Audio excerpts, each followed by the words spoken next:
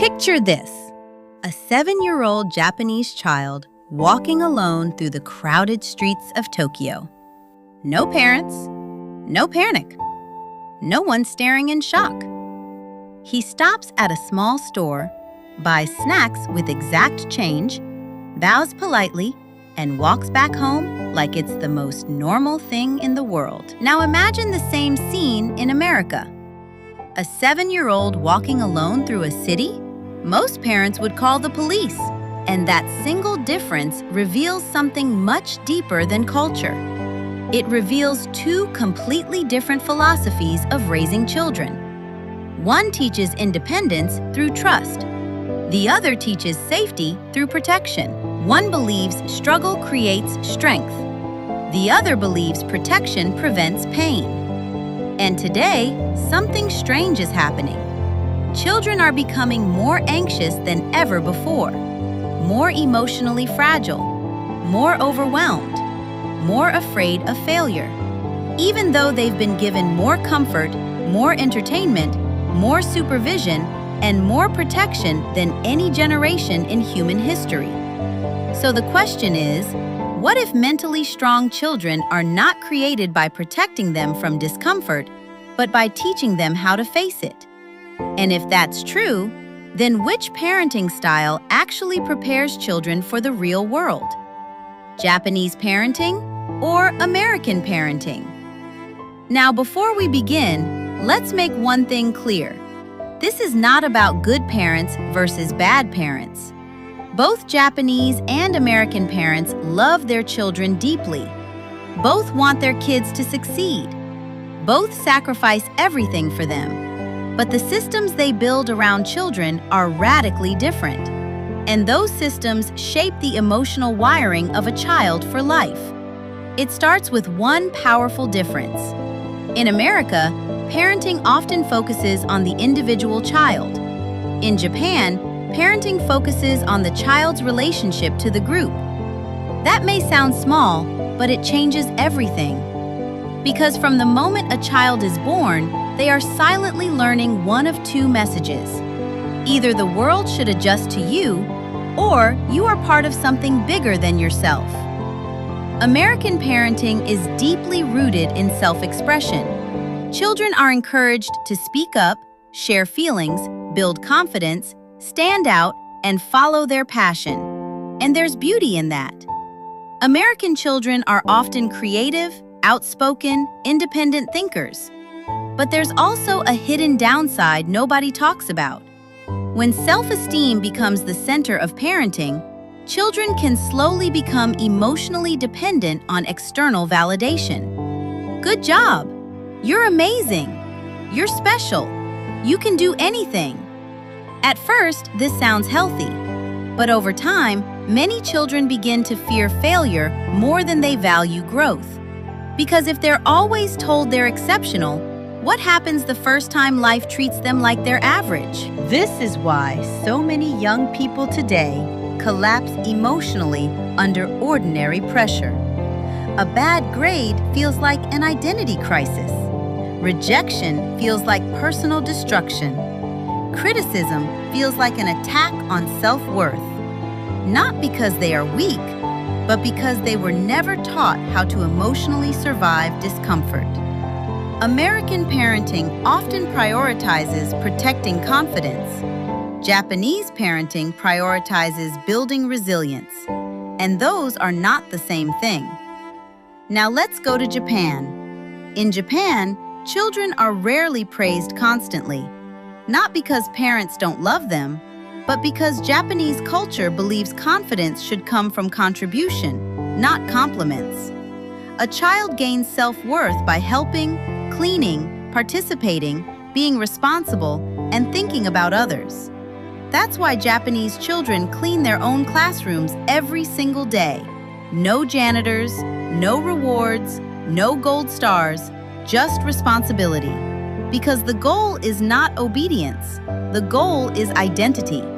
The child slowly begins to think, I am someone who contributes, and identity becomes behavior. This is one of the biggest differences between the two systems. American parenting often asks, how can I make my child feel confident? Japanese parenting asks, how can I help my child become capable? And capability creates a much deeper form of confidence, because real confidence is not built from praise, it's built from evidence. Evidence that you can handle difficulty, evidence that you can solve problems, evidence that you can survive discomfort. There's a Japanese concept called mimamoru. It means to watch over while protecting.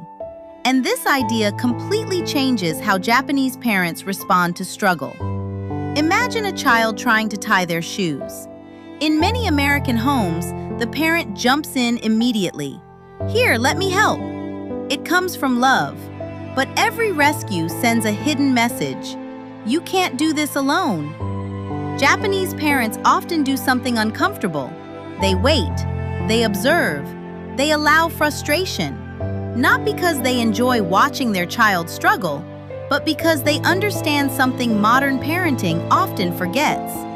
Struggle is not the enemy of growth, it is the source of growth. Developmental psychologists call this productive struggle.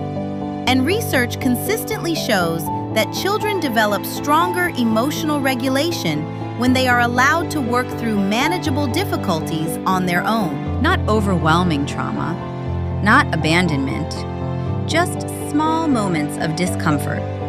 Small moments where the child learns, I can handle this. And that sentence becomes emotional armor for life. Now here's where things get really interesting. American parenting is often built around safety. Japanese parenting is built around trust. In America, playgrounds become softer, rules become stricter, supervision becomes constant. Children are protected from risk at every level. And again, the intention is love, but there's an unintended consequence. When children never experience risk, they never develop judgment. When children never experience failure, they never develop recovery. And when children are constantly supervised, they never fully trust themselves. In Japan, young children often walk to school alone, take public transportation alone, and run errands alone. To outsiders, it looks dangerous. But psychologically, it does something profound. It tells the child, we trust you. And children often rise to the level of trust they are given. That trust creates responsibility. Responsibility creates maturity. And maturity creates inner stability. But here's the twist most people don't expect. Japanese parenting is not emotionally cold. In fact, in early childhood, it is incredibly affectionate. There's another Japanese concept called amae. Amae describes the deep emotional bond between parent and child. Co-sleeping is common. Physical closeness is constant. Emotional dependency in early years is accepted. A Japanese child grows up feeling deeply emotionally secure. And neuroscience explains why this matters. A securely attached child develops a more stable nervous system, which means better emotional regulation later in life. In other words, strong independence is often built on top of deep early connection, not emotional distance. Now let's talk about emotions. American parenting often encourages children to express emotions freely.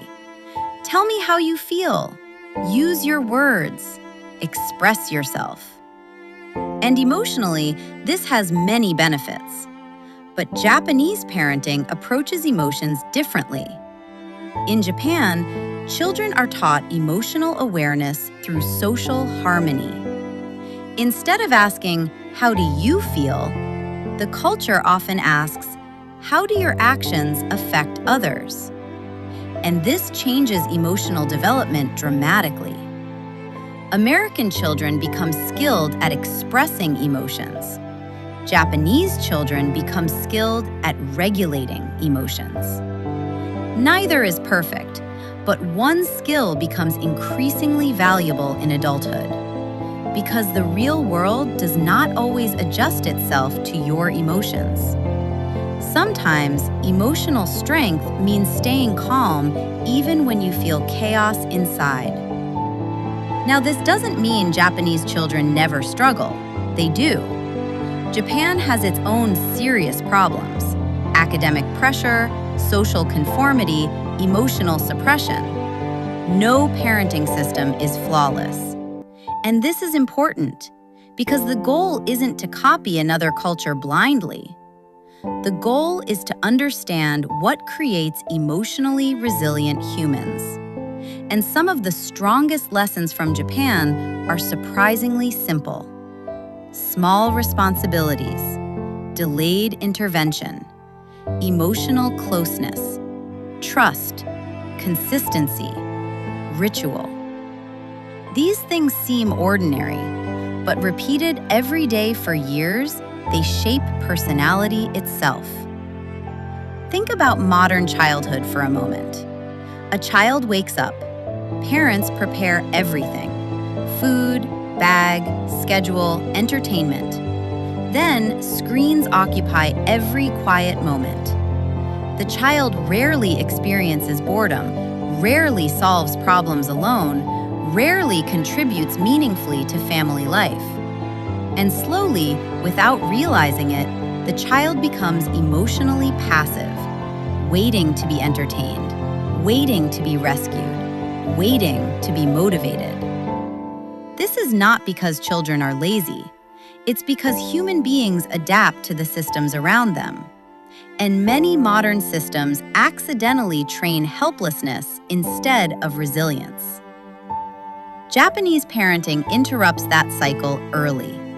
Children participate in life from a young age. They help, clean, organize, and carry responsibility, not as punishment, as belonging. And belonging changes behavior more deeply than control ever can. Here's something fascinating researchers discovered. Children who regularly contribute to family responsibilities often develop higher long-term self-esteem than children who are constantly praised. Why? Because contribution creates meaning. The child doesn't just hear, "You are valuable." They experience, "I matter." And there is a massive psychological difference between the two. Now let's talk about discipline. American parenting often relies on negotiation. Do this and you'll get a reward. If you behave, you get dessert. If you finish homework, you get screen time.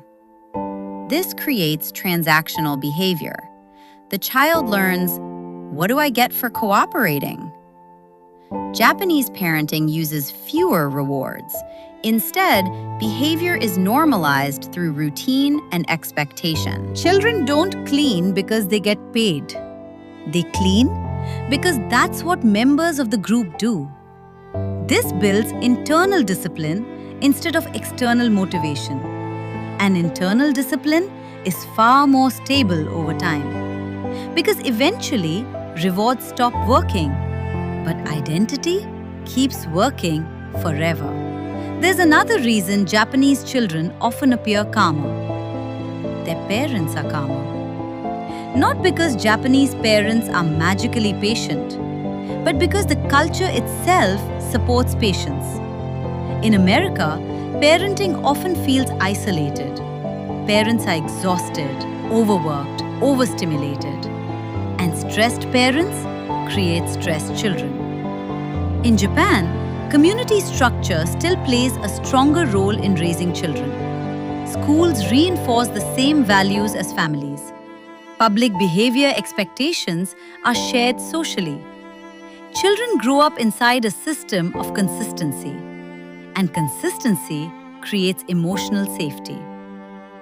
Now imagine two children entering adulthood. One was constantly protected from discomfort. The other was gradually trained to handle discomfort.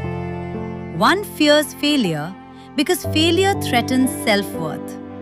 The other sees failure as part of growth. One waits for motivation. The other trusts routine. One avoids pressure. The other adapts to pressure. Which child becomes mentally stronger? The answer is becoming clearer around the world. Mental strength is not built through comfort.